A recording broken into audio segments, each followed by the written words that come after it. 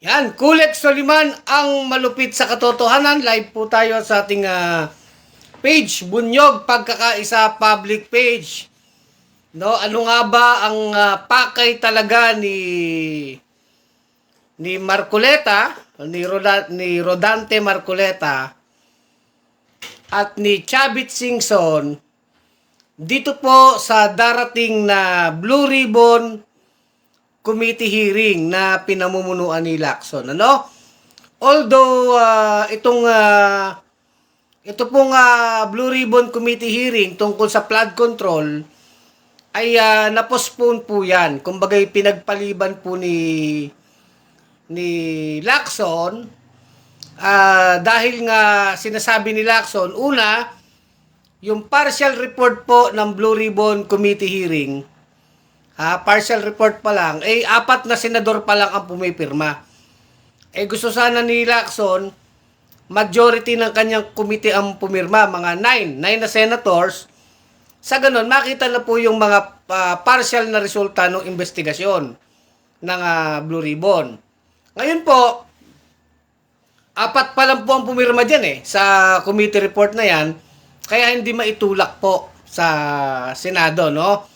So, ang pumirma dyan, si Lacson, si Bam Aquino, si Kiko, tsaka si Risa Hontiveros.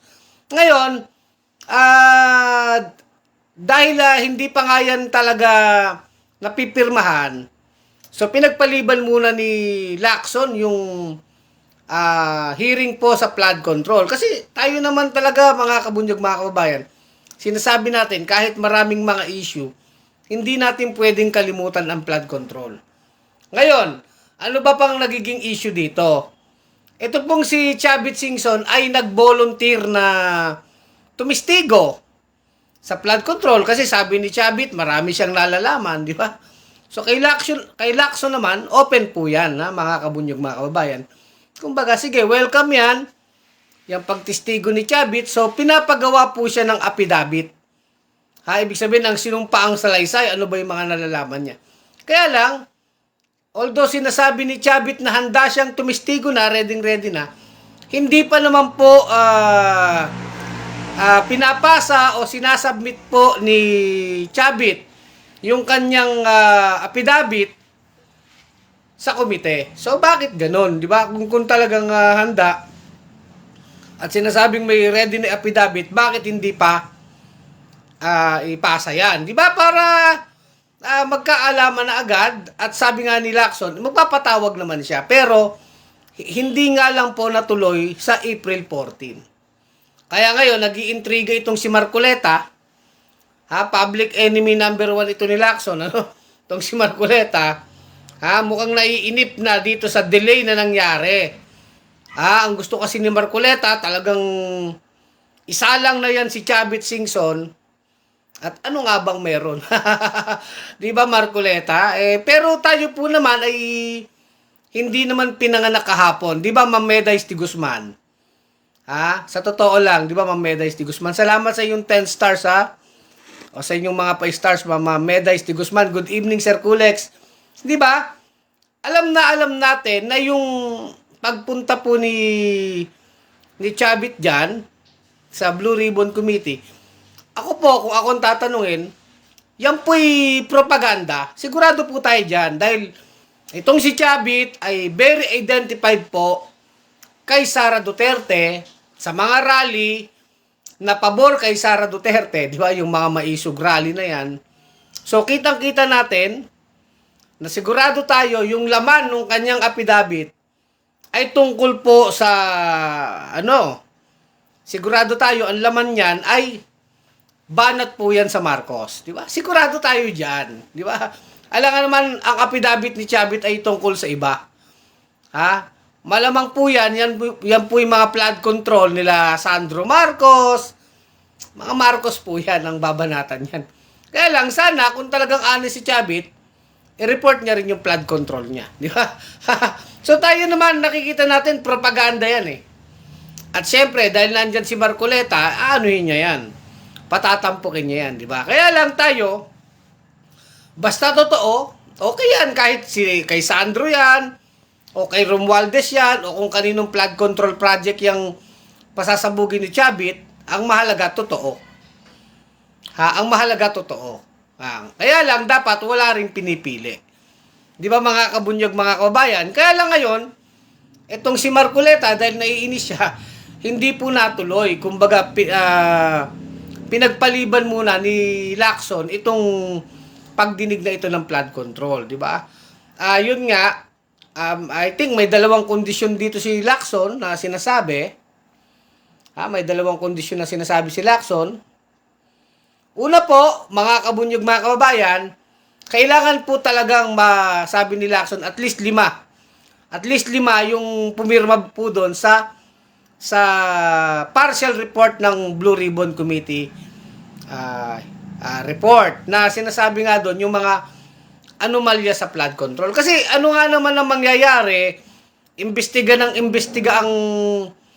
ang Senado, wala namang rekomendasyon. In fact, isa pang kailangan pirmahan dyan, yung preliminary investigation dito kay, pagre-rekomenda po ng preliminary investigation dito kay Joel Villanueva, kay Chis Escudero, di ba? Kila Jinggoy. So, yan po yung sinasabi na dapat ano na yan, maimbestigahan na yan. Pero kahit nga ganun lang ang rekomendasyon, ay hindi pa rin pinipirmahan ng ibang mga senador. Di ba? Kaya bakit biglang nawala yung pressure sa mga senador na pirmahan yung preliminary investigation? Bakit preliminary or partial report rather?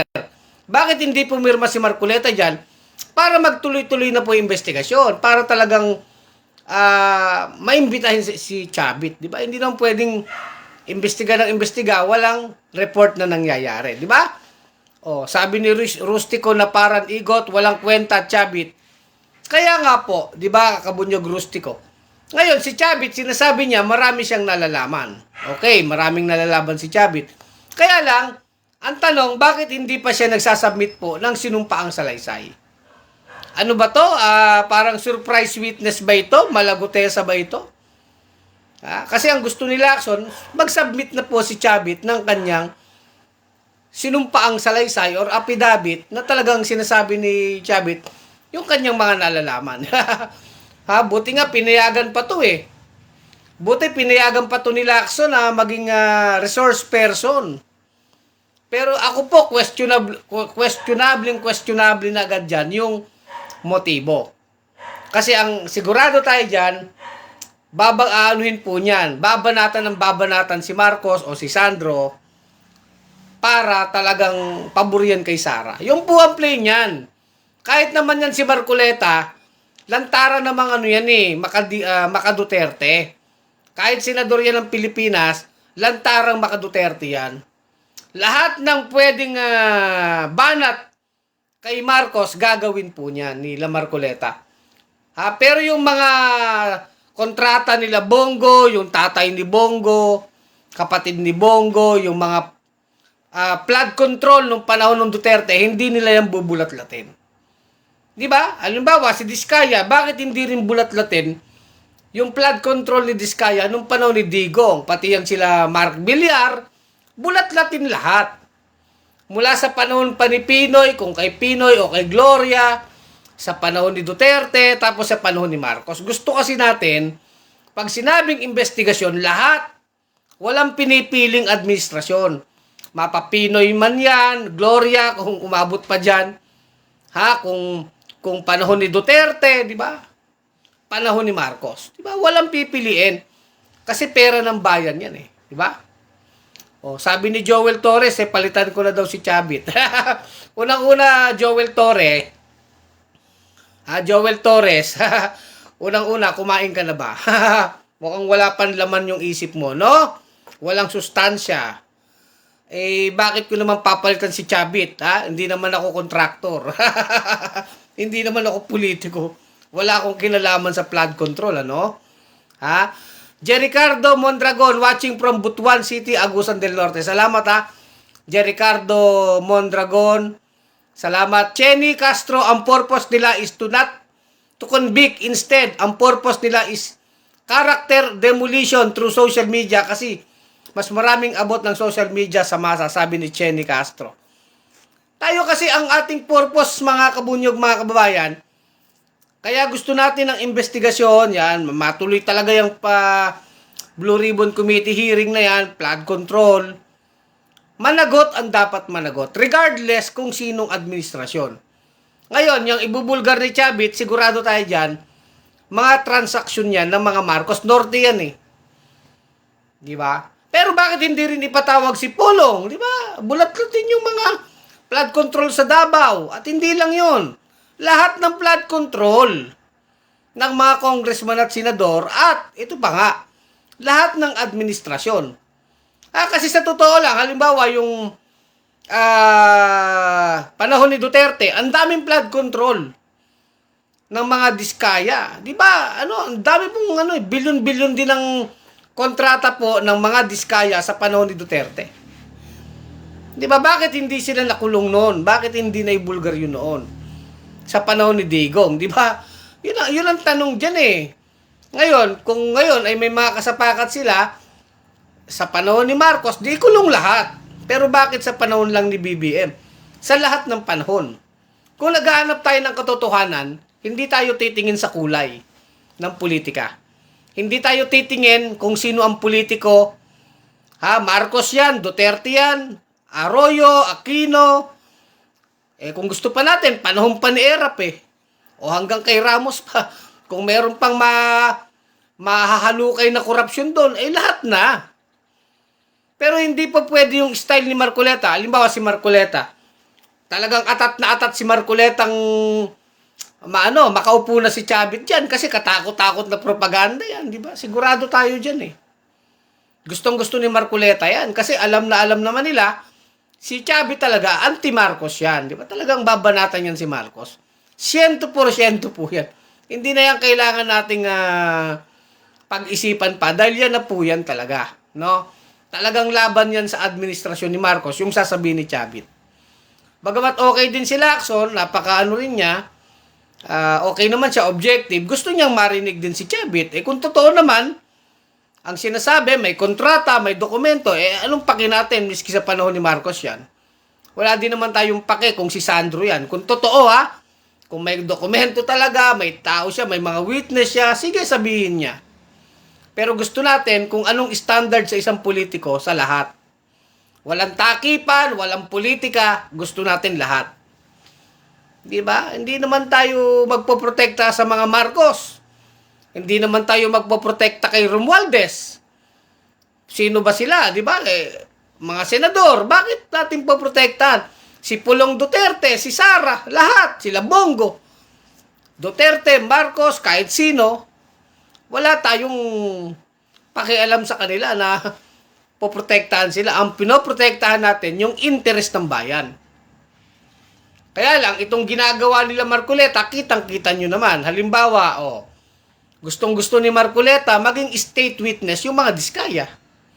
Si Sara Diskaya at saka yung asawa niya. Kaya ang tanong ni Lacson dyan nung nagtalo sila, bakit ba napaka-protective mo sa mga diskaya, Marcoleta? Talagang mahal na mahal mo si Sara Diskaya at si Curly Diskaya. Bakit, di ba? Baka ikaw yung nakatanggap ng maleta, di ba? Di ba? Napakatindi po yung pagpupush ni Marcoleta na maging state witness tong mag-asawa na ito na mga hudas na kontraktor, di ba? Di ba, Ma'am Nancy Enong? Salamat po sa 100 stars, Ma'am Nancy Enong. Di ba sobra? Sobra po yung pagpupush talaga ni Marcoleta na maging state witness ni Diskaya. To the point na ayaw pa nga ni Marcoleta na isoli muna yung ninakaw Di ba? Yun yung nakikipagdebate talaga si Marcoleta dun sa taga-DOJ. Sinasabi na Marcoleta, hindi pwede yung kondisyon nyo DOJ na bago nyo tanggaping state witness ay magsosoli ng ninakaw, ng nakaw na yaman.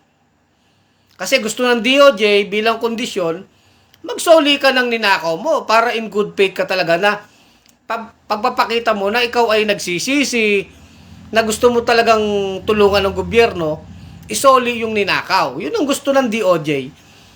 bago tatanggaping state witness. Isa yun po sa mga requirements. Pagkatapos, yun nga, evaluate. Siyempre, good faith muna. Ikaw ba'y nagsisisi? Aamin ka ba talaga? Ganun yun eh. Ang gusto ni Marcoleta, wala daw sa rules yun. Wala daw sa batas yun. So, kahit daw hindi magsoli agad ng ninakaw na yaman, pwede daw i-evaluate as state witness. Yan ang sinasabi po ni Rodante Marcoleta. So, kitang-kita nyo kung sino yung pinoprotektahan ni Marcoleta dito. Yung mga diskaya, di ba? Oh. Yan po yun. Ngayon, yung kay Chavit, malamang po, propaganda din yan. Kasi nakailang propaganda na rin si Chavit. Oh, halimbawa, yung kay Gutesa, surprise witness, siya lang nakakaalam eh. Hindi alam ng mga senador, biglang nakaupo na pala doon. Sabi niya, oh, papatawag ko ang aking witness, pinatawag po agad-agad doon sa komite. Pinayagan na po yun. Pinayagan na agad ni Lacson kasi nandun na yung Gutesa. Handa na rin yung affidavit, di ba? At nung sinasabi ni affidavit nung Orly Gutesa na yon, mas alam pa ni Marcoleta yung paragraph by paragraph na laman ng affidavit na binabasa ni Gutesa. Isipin nyo. Kaya nakakatawa. Kaya lang, ang nabuking pa doon, yung notaryo, mali, di ba? Kumbaga, hindi totoo yung notaryo. Mga ganun na kontrobersya. Pagkatapos po niyan, hindi na nagpakita yung si Gutesa. Di ba? Akala ko ba, magsasabi ng totoo yan, di ba? Na yan ay handang manindigan sa katotohanan. Pero bakit hindi po siya sumalang sa DOJ, hindi sumalang sa Ombudsman, para talagang kung totoo yung sinasabi niya. Ba't biglang naglahong parang bula itong witness ni Marcoleta, di ba? Si Gutesa. Yan yung problema kila Marcoleta, no? Ginagamit yung Blue Ribbon Committee para magpropaganda. Pagka nakuha na nila yung gusto nila, iba-back out na yung witness. Parang yung 18 Marines din, di ba? So, ganun na ganun ang pattern. Ngayon, yung pattern kay Gutesa, itong 18 Marines, ganito rin yung pattern kay Chavit, eh. Di ba? Chavit na Chavit. Ha? Di ba? Ganun uli yung pattern, eh. Same pattern na magagawa ng mga, mga pangbalitang, di ba? Pambalitang, pambiral, di ba? Yan ang gusto nila. O, di para pag mag-viral na yan, wala na silang pake kung totoo ba yan o hindi ba yan totoo, di ba? Sa atin kasi, ang mahalaga katotohanan, di ba? Abogado magdiskaya ng diskaya si Marcoleta, sabi ni Kabunyog Eni Muñoz, di ba? O bakit kasama pa siya noon sa kampanya ng Uniteam? Sabi ni Ruel Unica, baliw yang si Marcoleta, o di ba? Tama ka diyan, Ruel, di ba? Joseph Uy, bakit ba pinag-aaksyahan pa ng panahon yang si Chavit? Wala namang kredibilidad yan, manggugulo lang yan. Yun nga Joseph Uy, di ba? Pumunta pa kasi si Chavit sa opisina ni Lacson. At sinasabi niya, may nalalaman ako. O, di ba? Kasi pag hindi mo naman pinagbigyan yan, sasabihin naman yan, ay, kita nyo na. Ha? Kami may nalalaman, pinagtatakpan nyo, ayaw nyo kaming pagsalitain. Ganyan po yan. Kaya, tingin ko, pinagbigyan ni Lacson na, sige, kung may nalalaman ka, gumawa ka ng affidavit mo, pagkatapos isubmit mo, then invite ka namin. Ang problema, sabi ni Chavit, willing siyang mag-testify sa flood control, sabihin niya daw mga nalalaman niya.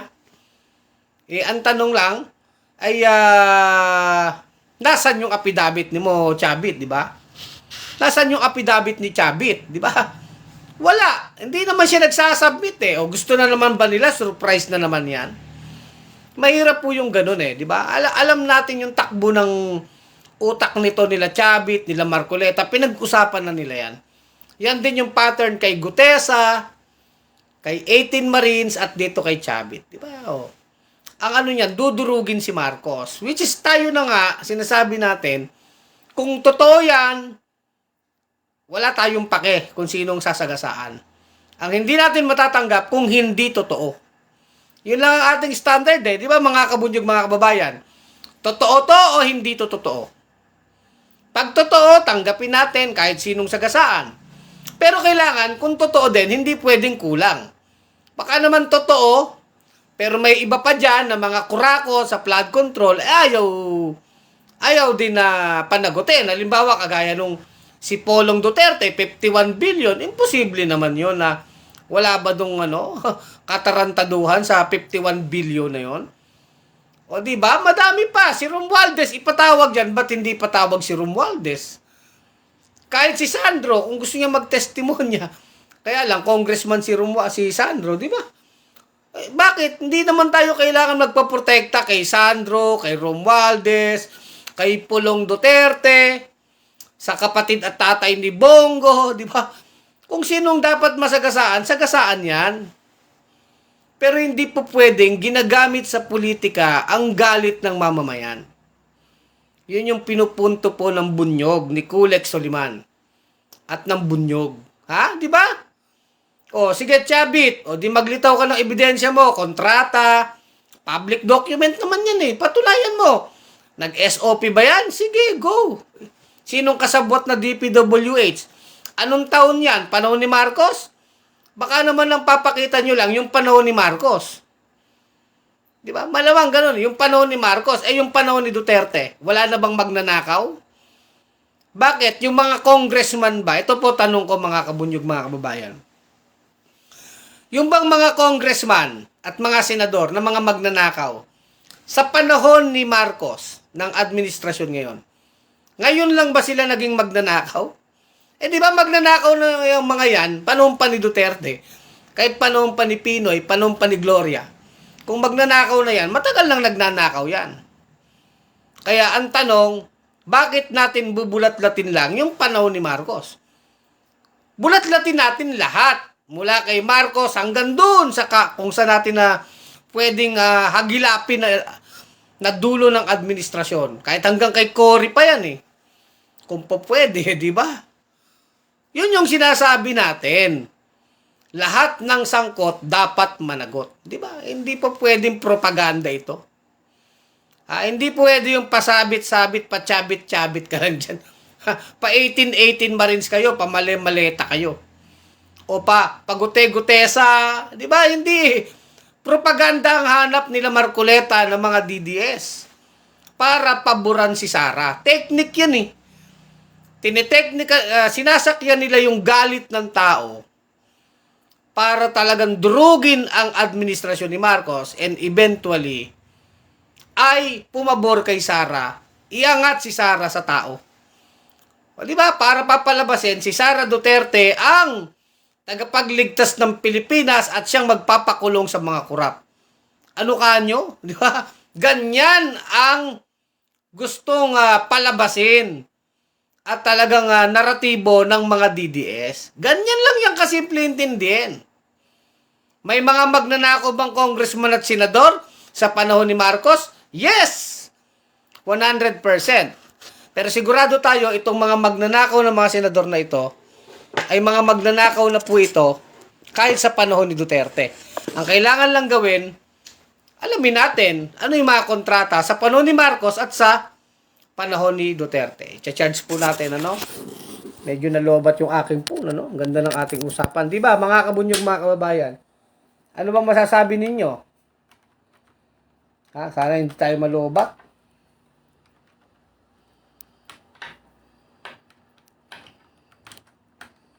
Yan, na-charge na natin. Yan. So, di ba mga kabunyog, mga kababayan? Paul Francisco, panahon ni Duterte, nagtulong-tulong silang magsamantala sa kaban ng bayan. Oo nga eh. Di ba? Kaya ako, wala akong tiwala dyan sa mga style nila Chabit, nila Marcoleta na yan. Booking na yan eh. Kumita na yan. Dugutesa pa yan.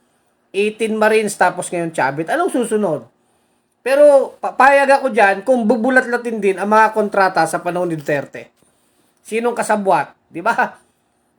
Noli Honor Ang. Go Kulek. Salamat ha. Anong masasabi ninyo? Saldibal. Tuso lang singso na yan. Dapat kung paksa na flood control project anomalya ay isama lahat. Yung natutukoy pinagsimulan sa digong admin. Yes! Isama lahat. Tama ka dyan sa Aldibal. At kung sinong tatamaan sa katotohanan, sa ebidensya, anong ebidensya? Kontrata. Testimonya ng mga taga-DPWH, magkano SOP. Kahit Sandro Marcos yan, Romualdez man yan, Polong Duterte yan, kung sinong Ponce Pulatong magnanakaw yan, anuhin natin, sagasaan natin lahat, di ba? Kasi yun ang katotohanan. Pero again and again, hindi tayo papayag sa propaganda. Hindi dito pwede ang propaganda. Ganon kalinaw ang posisyon natin, mga kabunyog. Lahat ng sangkot dapat managot. Walang poprotektahan. Pero yung ginagawa nila Marcoleta, dudurugin si Marcos para iangat si Sara. Hindi tayo papayag. Ibubuking natin yan. Di ba, mga kabunyog, mga kababayan? O, ang dami sa panahon ni Duterte, mga kurap, sabi ni Odessa Garcia. Kaya nga, yun ang gusto natin. Si Sara Diskaya, bakit hindi bulat-latin yung kontrata sa panahon ni Duterte? In fact, ang tanong nga dyan, ba't walang napakulong si Duterte na magnanakaw, di ba? O, alam nga naman mga nagnakaw lang yan sa panahon ni Marcos. Hindi. Panahon pa ni Duterte, mga nagnakaw na yan, nagsipagkuha na ng kontrata. Kahit siguro nung panahon pa yan ni Pinoy, panahon pa ni Gloria, yan na yan. Ang problema naman talaga dito, hindi na lang politiko, sistema. Bulok talaga yung sistema natin. Aminin na natin yun, mga kabunyog, mga kababayan ko, di ba? Oh. Ano ba sa tingin nyo? So yun po ang aking pagtingin dito, ang ating pagtingin dito, wala tayo dapat papalampasin. At bakit atat na atat si Marcoleta, na paupuin na si Chavit Singson dyan sa Blue Ribbon Committee? Eh syempre, headline yan eh.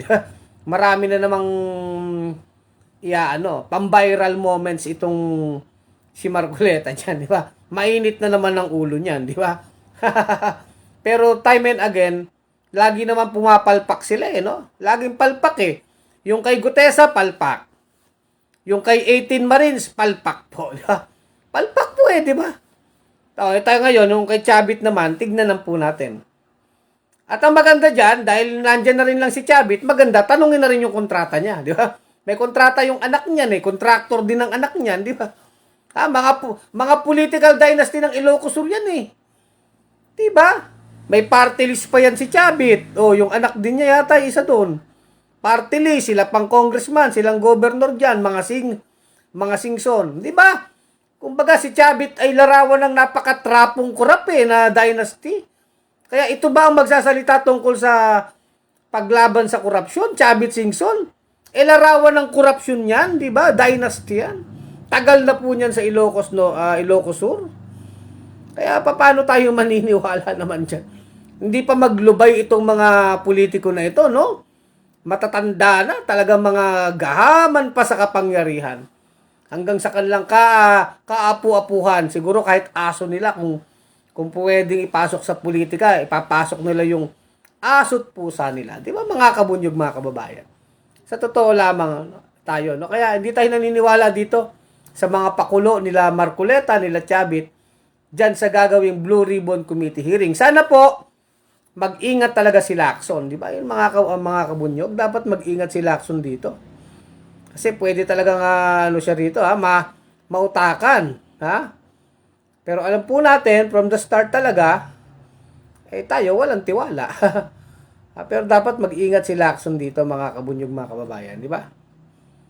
Ayan. Gusto ko pang bumati ng mga nanonood sa atin, mga kabunyog? Kayo po, anong masasabi ninyo, ha? Anong masasabi ninyo sa ginagawa po nila Marcoleta, no? Hindi ko makita yung live dito sa aking laptop. Bakit kaya? Hindi nag-a-appear ang live eh. Sige po. So hanggang dito na lang ang ating vlog. Kulet Suliman, ang malupit sa katotohanan sa bunyog pagkakaisa. Maraming salamat sa mga nag-send ng stars. Mga kabunyog, mga kababayan, tuloy ang laban.